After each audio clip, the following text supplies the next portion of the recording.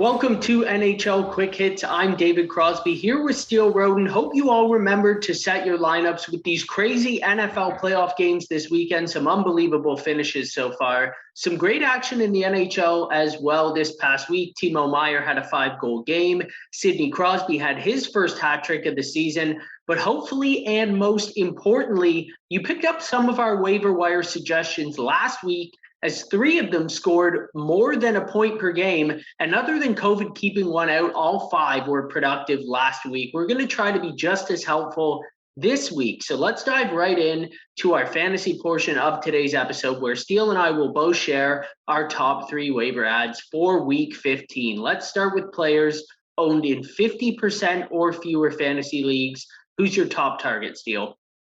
Yeah, for this week, all 3 of the guys I chose are all defensemen. So it's going to really, give you some options on the back end. So for my first pick, it's Dmitry Orlov of the Washington Capitals at 49% owned across Yahoo Fantasy Leagues. He has 255 fantasy points so far this season, 5 goals, 19 points so far in the 2021-22 season for the Washington Capitals. He's got 3 game-winning goals, which is a little bit surprising. So I'd like to see him continue on that little pace right there as well. 59 shots, 66 hits, and 42 blocks on the season. So it's a little bit of a mediocre production-wise across the categories in those stats right there. But I like what he's done so far this season. Like I mentioned, he's very mediocre with those stats, but he has been putting up a decent amount of points than we've seen from him in the past. So for that, I like Dmitry Orlov of the Washington Capitals.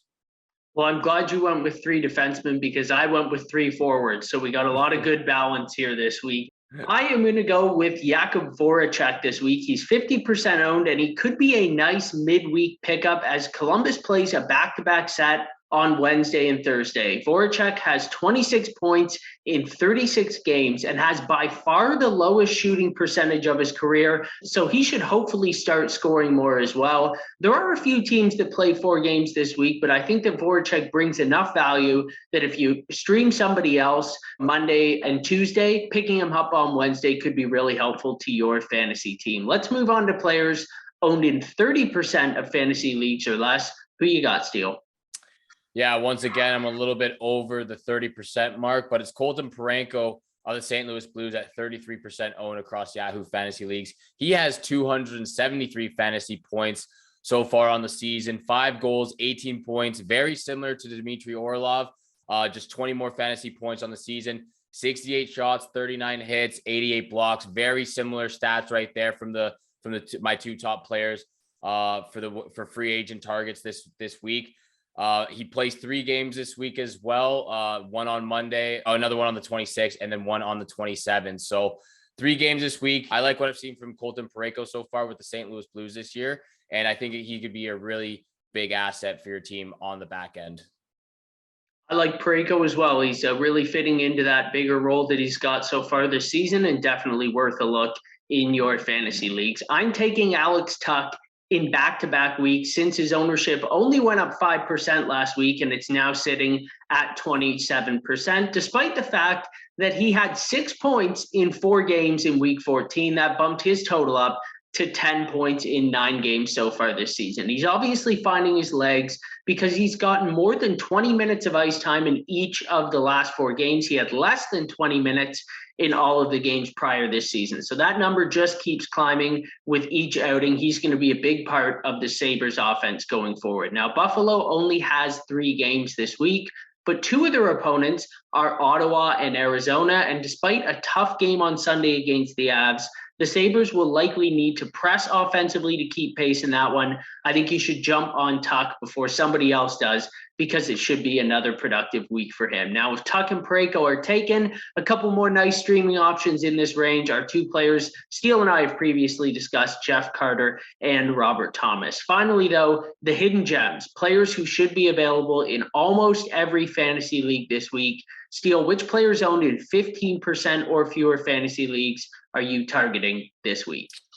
Braden McNabb of the Las Vegas Golden Knights at 17% owned across Yahoo Fantasy Leagues. He has 276 fantasy points. So the guy who's owned the least actually has the most fantasy points so far this season. He only has 2 goals and 9 points on the season as well. So not a lot of production up offensively, but I love him because he gets a ridiculous amount of production in those other stats, especially in the hits and the blocks. He stands in front of his net, protecting his goalie, always blocking the shot lane, and he has 105 blocks so far on the season and 91 hits. So for me, I love a guy like Brayden McNabb. I had him on my team for a while, but I ended up dropping him and picking up Dmitry Orlov, who has also been substantial for my team as well. So for me, I love the three guys I've picked. A couple of those guys have been really, really great assets for my fantasy team. And again, Colton Parayko, Brayden McNabb, and Dmitry Orlov, all great defensemen. So if you need help on the back end, any three of those guys would be great. Well, speaking of hits and blocks, Steele, I'm going with Josh Anderson, who is owned in 16% of fantasy leagues now. You might want to avoid Anderson if your league counts plus minus, but he's one of the few good all-around producers in Montreal right now. He's averaging close to half a point, 2.5 hits, 1 penalty minute, and 2.5 shots per game. The Habs also play 4 games this week, and Anderson would be well suited to a midweek pickup, just like Voracek. From Thursday to Sunday, Montreal plays Anaheim, Edmonton, and Columbus. Those are definitely 3 winnable games, and hopefully Anderson will be able to produce in there. Another notable player who I don't think is quite ready to be added to your fantasy team, but is definitely someone I'm throwing on my watch list, is Quinton Byfield. He was drafted second overall in 2020 by the LA Kings, and the young power forward finally played his first NHL game this season after missing a ton of time due to injuries since being drafted last year. I think he only got in maybe 6 games all of last season as well. Now, he went scoreless in his first game with the Kings this year, but there were some promising signs. He had 20 points in 32 AHL games last year, 1 assist in 6 games in Ontario this year. Byfield played 15 minutes in his debut against the Avs. He centered the third line. He got a great opportunity on a breakaway, maybe one of the Kings' best opportunities of the game. And he joined Anze Kopitar, Drew Doughty, and the rest of LA's top power play unit. So to me, it looks like he's going to get a lot of opportunities right out of the gate. Now, Steele and I want to dive into a very important topic that's front and center in the hockey world right now. In that number 2 spot, of course, Byfield is the highest drafted Black player in NHL history. Just last week, on January 18th, the Bruins retired Willie O'Ree's jersey. O'Ree, of course, was the NHL's first Black player all the way back in 1958. The Hockey Diversity Alliance, whose founders include some of the game's best players right now in Nazem Kadri, Anthony Duclair, Matt Dumba, and others, have teamed with Budweiser for their Tape Out Hate campaign. That's a great initiative aimed at eradicating racism in hockey. Now, the reason we're talking about this, because despite all the recent progress in hockey and society, there continues to be issues of racial stereotyping and harassment in the game. First off, the American Hockey League announced a 30-game suspension of San Jose forward Krzysztof Rabik for making a racial gesture at Tucson winger Boko Umama, the second such racial incident he's experienced in the AHL. Just days later, the ECHL suspended defenseman Jacob Panetta, and the Jacksonville Icemen later released him after he made an apparent racist gesture at Jordan Subban of the South Carolina Stingrays. Subban and his older brother PK both made public comments on social media, bringing a bunch of attention to yet another issue. So, Steele, why do issues like this keep happening, and what's the appropriate punishment for these type of incidents in the future, whether it comes in the NHL, AHL, ECHL, or any other league? Well, I think it continues to happen just because people are just filled with a lot of hate inside of them. And there's not really any other explanation to say that they really just want to make the other person feel as bad as they can. And that's why we just continue to see this disgusting behavior across not just the NHL, but across all different sports leagues. So it's honestly just very disturbing and disgusting to see that people are just filled with such hate and determination to make other people feel so bad about themselves and just make them, go into a rage fit. But, I do like the way and the direction that hockey is trending towards with this last week, obviously with the AHL player, Krzysztof Rabik, getting suspended for 30 games. And then now Jacob Panetta, getting, suspended indefinitely, depending on the investigation and what they get out of that. But for me, I think they're heading in the right direction. 30 games to being, suspended indefinitely is a big drastic number right there. And we're eventually going to get to a point where they should just be banning players for life. We do not need this in the game of hockey. We do not need this in the world of sports, and this should just not be in the world in general. We need to eradicate, racism across the entire planet here. And this last week just shows us how much more work there needs to be done. But for me, I like the fact that he was suspended for 30 games. Christoph was. I like the fact that Jacob was suspended indefinitely, depending on a hearing, but I feel like it's going to be very conclusive on what they find right there. And then he should be suspended and banned for the rest of his life and not be allowed to play across any different hockey leagues. So for me, I like that this last week, the leagues are getting it right. They're getting it right with what the punishment should be. And this, at this point, should at least get in people's head. Just like, okay, like if I want to continue playing hockey, if I want to continue playing my sport, if I want to continue doing what I want to do in life, then I need to get my stuff together, and I need to be better as a human being and just not do this anymore. So for me, I like the fact that the 30-game suspension was handed out. The indefinitely suspension was handed out, and hopefully they just continue. And if it continues with players doing this, you got to ban them for life. Yeah, I think it's interesting when you talk about the progression of how large the suspension is, because I mentioned that Amama, this is the second time that he's had something directed at him since last year. So that's crazy to think the same guy had to go through this twice in a little over a year's time. Well, the last suspension was for 5 games. So we go in 1 year's time from 5 games to 30 games for an incident directed at the same player. Now, it should be mentioned as well that the player in the ECHL, well, he did take responsibility for what he did, Jacob Panetta. He said that he realized how it looked. He never meant to do that.